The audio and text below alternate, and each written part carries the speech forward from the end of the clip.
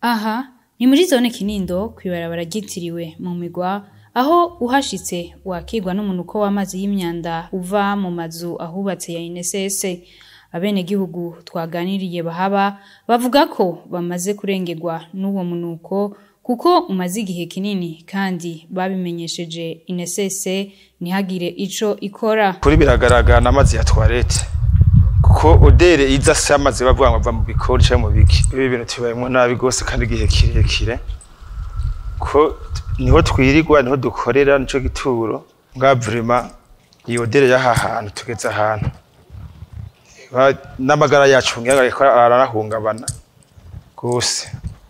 Ibi bintu byatanguye kuva bacubaka aya mazu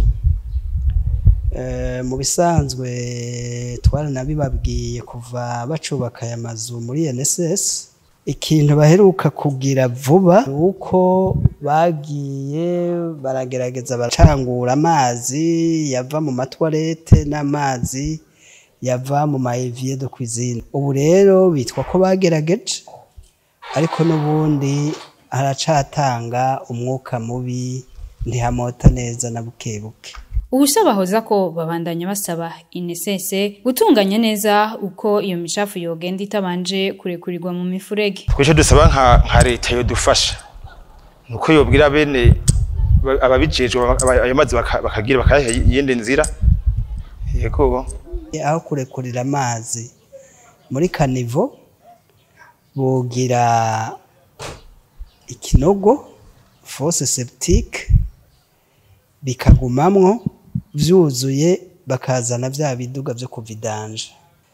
Tukaba twibaza yuko muri ino myaka turi mu majambere nk'umbura ruta ya kera nukuri INSS yari ikwiye gutorera inyishu irama iki kibazo kimaze imyaka myinshi. Inyubakwa nk'izo zirekurira amazi y'imyanda mu mifurege zikaba zitaraho gusa.